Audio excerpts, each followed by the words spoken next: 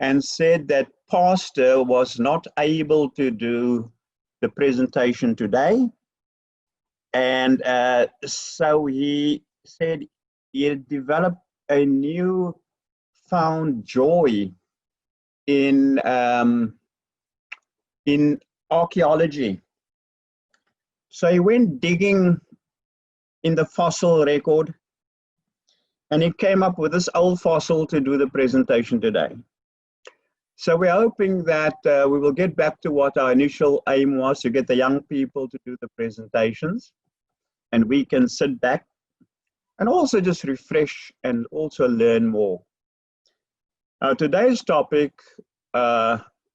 wasn't chosen by me. Pastor had it prepared, but then he found that he had some overseas Zoom meeting that he had to attend to, and that is why I'm here this afternoon.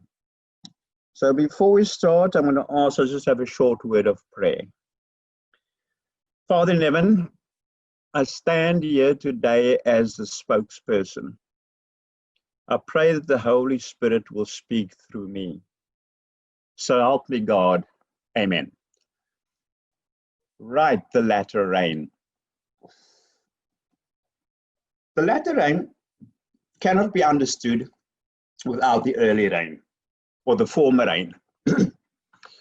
And these have been made clear to us by the agricultural metaphor used by the prophet Joel. Joel said, "Be glad then, you children of Zion, and rejoice in the Lord your God, for he hath given you the former rain moderately, and will cause to come down for you the rain, the former rain and the latter rain in the first month." Joel 2:23. Now, for us to understand this agricultural metaphor, we need to know something about the season of sowing and planting that requires the autumn rains. And then there's the season of the harvest time that requires the springtime rains. The early rain is for the germination and sprouting of the seed that is sown or planted. The latter rain is for the ripening of the harvest, preparing it for the harvest time. The Apostle James links this to a spiritual dimension. He's talking to God's people. He says, "Be patient, therefore, brethren, unto the coming of the Lord. Behold, the husbandman waiteth for the precious fruit of the earth, and hath long patience for it, until he receive the early and the latter rain." James 5:7. This agricultural metaphor now takes on a spiritual dimension, changing it to a spiritual metaphor. The early and the latter rain in the life of the believer is the outpouring of the Holy Spirit, and they must wait patiently for the rain. Early rain is sown or planted by witnessing. The latter rain spiritually is for the maturing of the character of Christ in the believers, being prepared for the harvest time. The seed that is sown is the word, and the workers in the spiritual field are the sowers. Unto the figure of the early and the latter rain that falls in eastern lands at the seed time and harvest, the Hebrew prophets foretold the bestowal of spiritual grace.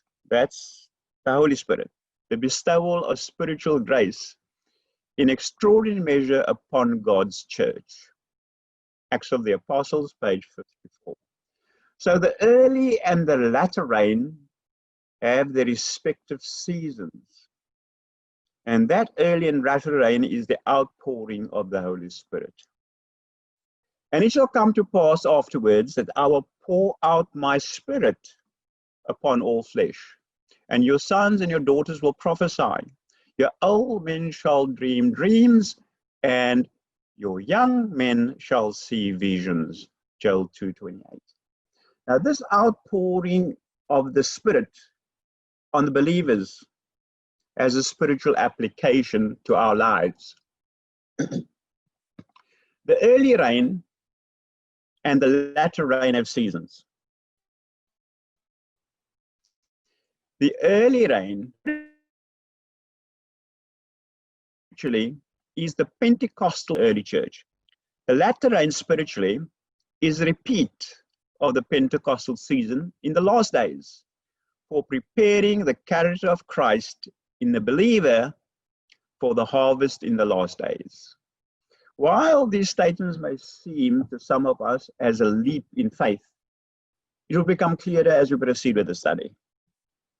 On the day of Pentecost, the Apostle Peter quoted the prophet Joel. He said, "And on my servants and on my handmaidens I will pour out those days of my spirit, and they shall prophesy." Peter equates those days spoken of Joel as it were his days, the Pentecostal season. And these early rains will be linked with prophecy. The Spirit will be poured out. Now, Peter prophesied that the early rain is also for those afar off, for generations to come. For them too, they will prophesy. Acts 2, 38, 39. Then Peter said unto them, "Repent and be baptized, every one of you, in the name of Jesus Christ, for the remission of sins. And he shall receive the gift of the Holy Spirit.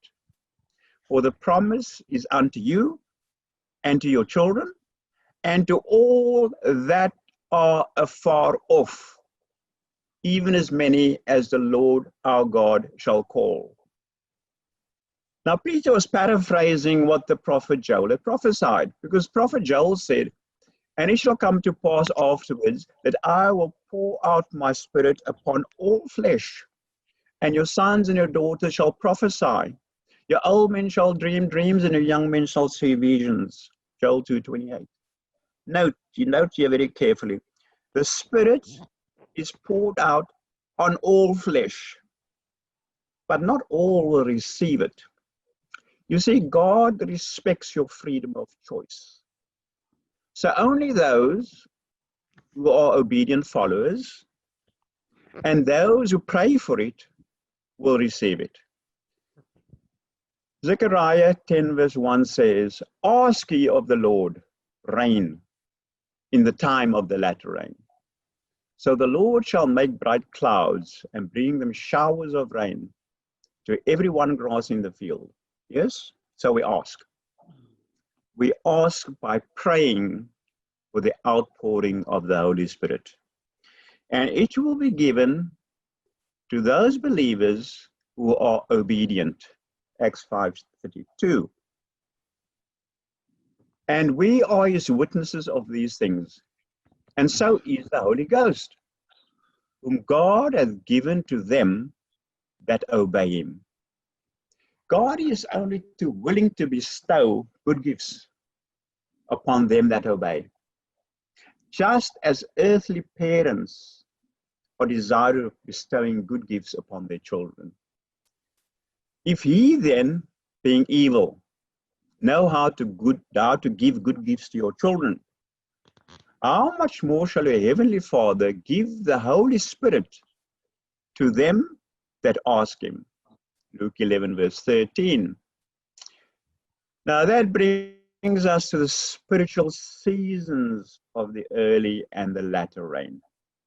Unlike the agricultural seasons of rain, the spiritual early rain and latter rain may be consecutive events, or they may be contemporaneous.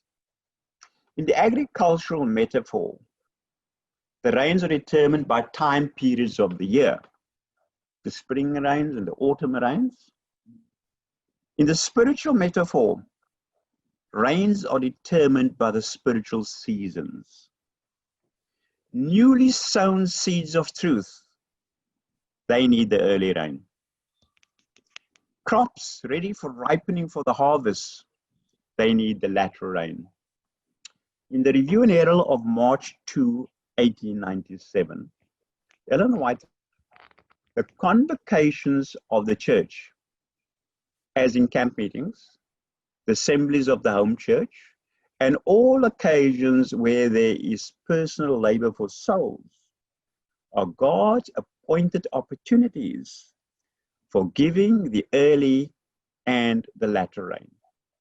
So here we see that rains may be contemporaneous, but for different believers in the same gathering.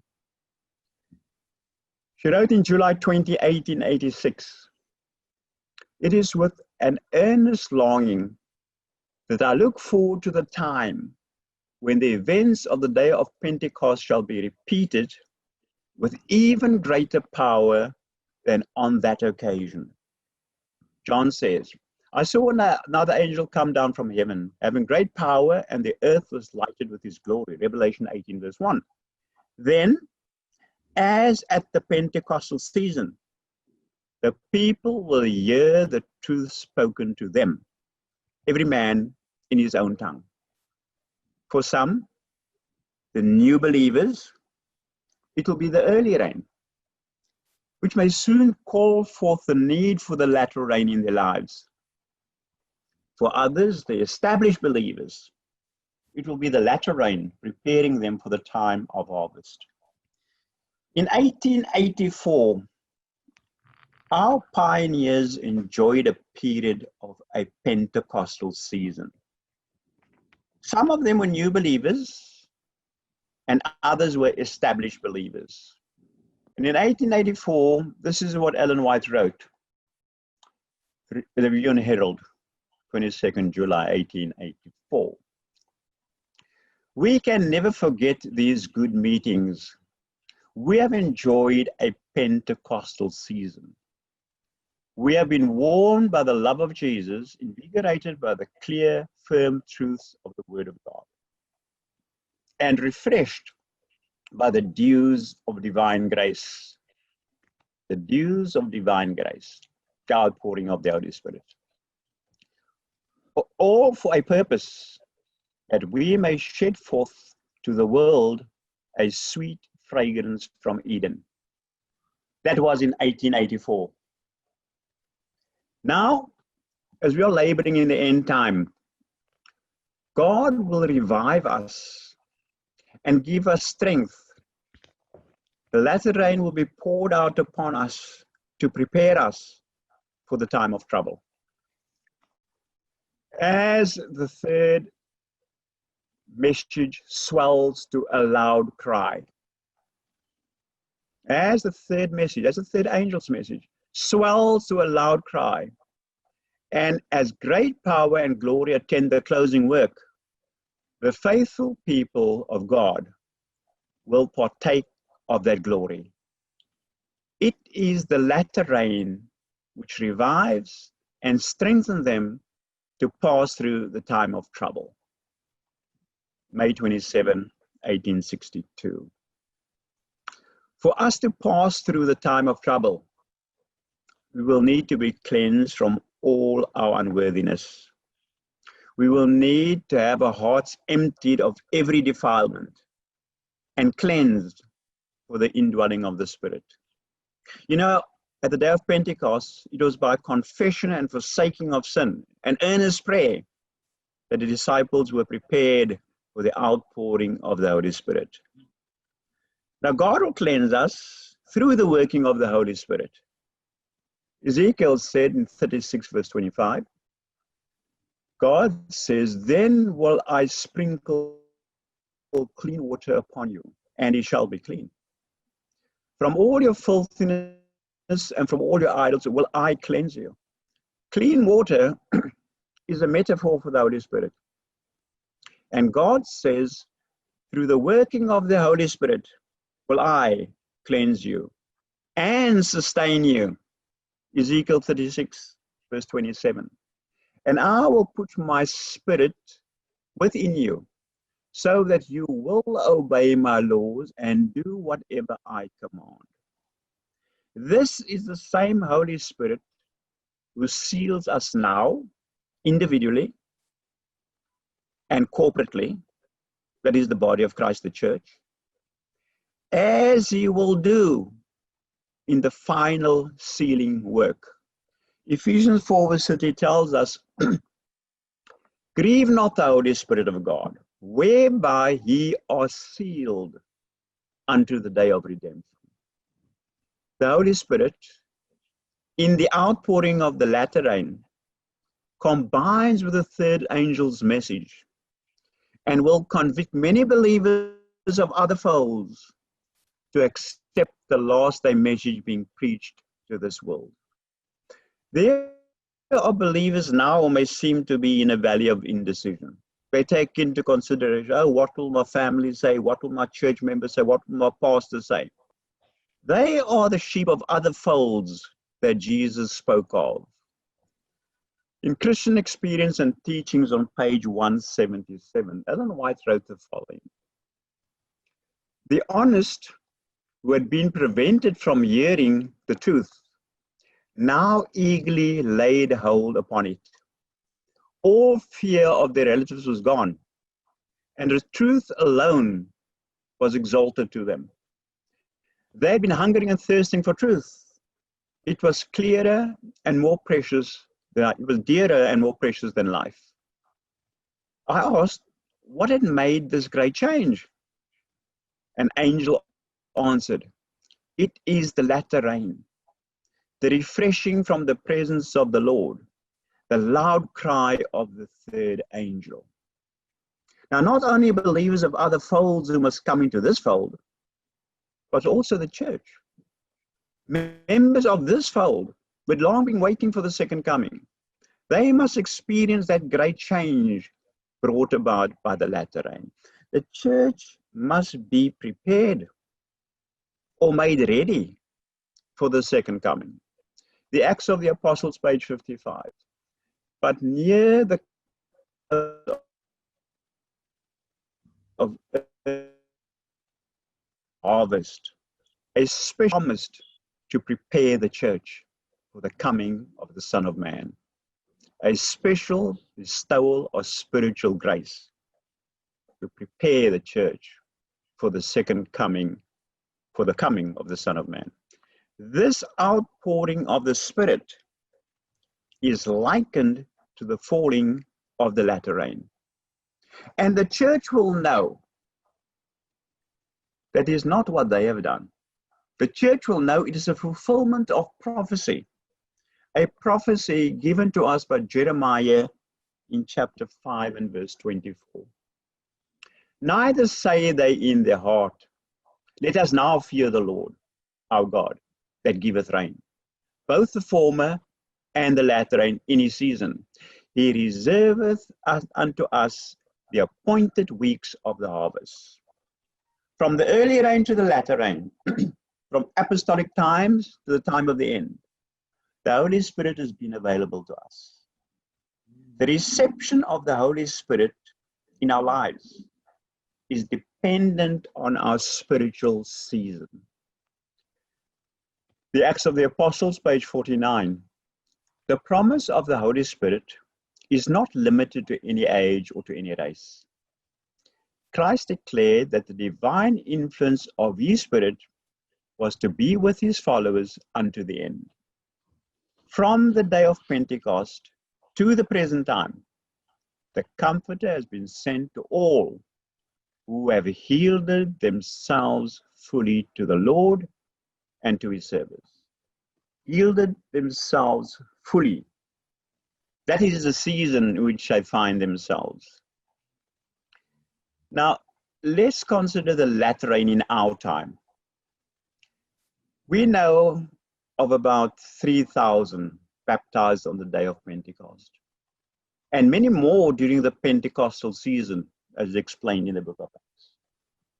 These were the germination of seeds sown by Jesus Christ and his disciples. The early rain was seen in great manifestation during the Pentecostal season. We are told that the latter rain will have even greater manifestations. In the Review and Herald of June 29, 1905. The time is coming when there will be as many converted in a day as there were on the day of Pentecost, after the disciples had received the Holy Spirit. Scripture tells us about 3,000 were added to the church on the day of Pentecost. The time is coming. This was written in 1905. Well, the time is now. You see, the time is coming. That was in 1905. And I say that time is now because the current daily average of baptisms since 2015 has been just over 3,000 per day. But closer to the end of time, there will be a special outpouring of the Holy Spirit, the latter rain. Acts of the Apostles, page 55. But near the close of earth's harvest, a special bestowal of spiritual grace is promised to prepare the church for the coming of the Son of Man. This outpouring of the Spirit is likened to the falling of the latter rain. And it is for this added power that Christians are to send their petitions. In other words, Christians are to pray for to the Lord of harvest. Pray for it in the time of the latter rain. Zechariah 10 verse 1, as we read earlier. This special bestowal of spiritual grace, this latter rain, is to give great power to the preaching of the last day message of this world. In Testimonies to Ministers and Gospel Workers, Ellen White says, this is the message that God commanded to be given to the world. It is the third angel's message, which is to be proclaimed with a loud voice and attended with the outpouring of his Spirit in a large measure. Now, this message is preached during what we call the little time of trouble. Now, when you read the Spirit of Prophecy, Ellen White does not divide up the time of trouble into the little time of trouble and the time of trouble afterwards. I know that some of you will say, go and check last day events. There's a chapter called The Little Time of Trouble, and that's a heading. No. Those are the compilers. The compilers have given in that heading. Ellen White talks about the time of trouble, which is before the close of probation. And that is what we call the little time of trouble. It is a time of trouble before the close of probation. But the latter rain will also give power to the saints to stand in the time of trouble after the close of probation. Early Writings, page 86. At that time, the latter rain or refreshing from the presence of the Lord will come to give power to the voice of the third angel and prepare the saints to stand in the period when the 7 last plagues shall be poured out. You see, the latter rain gives power to the message where people can heed the message and be converted. That is before the close of probation. But it also prepares the saints to stand. When? The 7 last plagues are poured. Now, the 7 last plagues are poured out after the close of probation. All preparation must be completed before the close of probation. Now, we must learn to understand the relationship between the early and the latter rain. Testimonies to Gospel Ministers and Gospel Workers, page 399. We may be sure that when the Holy Spirit is poured out, those who did not receive and appreciate the early rain will not see or understand the value of the latter rain. So, we understand that the early rain precedes the latter rain. both in our individual lives and in the life of the corporate church. The early Christian church was born with the outpouring of the early rain. The Christian church at the end time will reach its maturity with the outpouring of the latter rain. So this question remains: when does the latter rain start falling?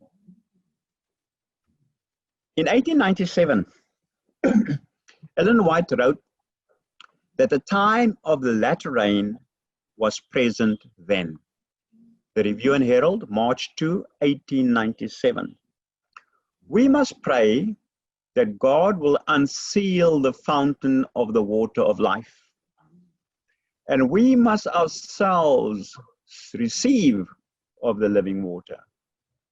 Let us, with contrite hearts, pray most earnestly that now, in the time of the latter rain, we must pray for rain in the time of the latter rain. Let us most earnestly pray that now, in the time of the latter rain, the showers of grace may fall upon us. At every meeting we attend, our prayers, we must pray for it. At every meeting we attend, our prayers should ascend that at this very time, God will impart warmth and moisture to our souls. So in 1897, the latter rain was falling already. We have studied that the latter rain would add the loud cry to God's final warning message. Now, if the latter rain was falling in 1897, then when was the loud cry given? I go to the E.G. White materials of 1888, page 1073, paragraph 7. The time of test is just upon us, for the loud cry of the third angel has already begun. 1888. The loud cry of the third angel's message has already begun.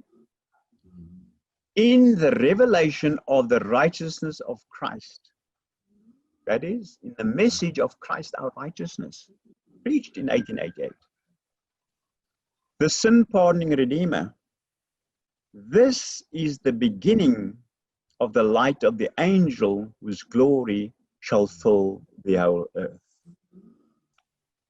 The latter rain, ripening earth's harvest, represents the spiritual grace that prepares the church for the coming of the Son of Man. The latter rain falls on individuals and on the church body corporately. For both the individual and the corporate body, unless the former rain has fallen, there will be no life. There's no seed that is germinated. The green blade will not spring up. Unless the earth showers have done their work, the latter rain can bring no seed to perfection. Go back to Review of Herald, March 2, 1897. Only those who are living up to the light they have will receive greater light. So when we pray for light, make sure we're living up to the light we have. Only those who are living up to the light they have will receive greater light. Unless we are daily advancing in the exemplification of the active Christian virtues, we shall not recognize the manifestation of the Holy Spirit in the latter rain. It may be falling on hearts all around us, but we shall not discern or receive it. Drops of latter rain may be falling about us, and we do not discern it. We are seeing baptisms today as was seen at Pentecost. The greater manifestation is yet to come. So, what is causing the delay? Well, the Spirit awaits. Christ Object Lessons, page 121. The outpouring of the Holy Spirit on the day of Pentecost was the former rain. But the latter rain will be more abundant. The Spirit awaits our demand and reception. The Holy Spirit awaits our demand and reception.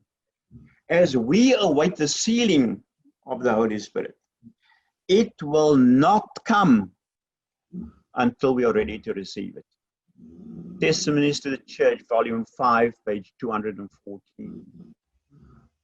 Not one of us will ever receive the seal of God while our characters have one spot or stain upon them. It is left with us to remedy the defects in our characters, to cleanse the soul temple of every defilement. Then the latter rain will fall upon us as the early rain fell upon the disciples on the day of Pentecost. It is left with us to remedy the defects in our characters, to cleanse the soul temple of every defilement. And I hear some of you say, we can never attain to this. Yes, you are right. If you think that we can do it in our own power, we cannot do it, but God can. Remember, then will I sprinkle clean water upon you, and you shall be clean from all your filthiness, and from all your idols will I cleanse you. Spirit, the clean water, like the rain, will be sprinkled on you. And God says, through the work of the Holy Spirit, will I cleanse you and sustain you. You see, not only will He cleanse you, He will also sustain you. So what is holding up this outpouring of the latter rain in such great, like in sort of a torrential storm? Well, you see, Christ too is waiting on His people. Christ of 69. Christ is waiting with longing desire for the manifestation of Himself in His church. When the character of Christ shall be perfectly reproduced in His people, then He will come to claim them as His own. Let us prepare ourselves to receive the showers of the latter rain, the abundant showers of the latter rain. Let us not be content with a few drops that are falling now. My plea to you as my brethren, my sisters, get ready, get ready, get ready. Amen.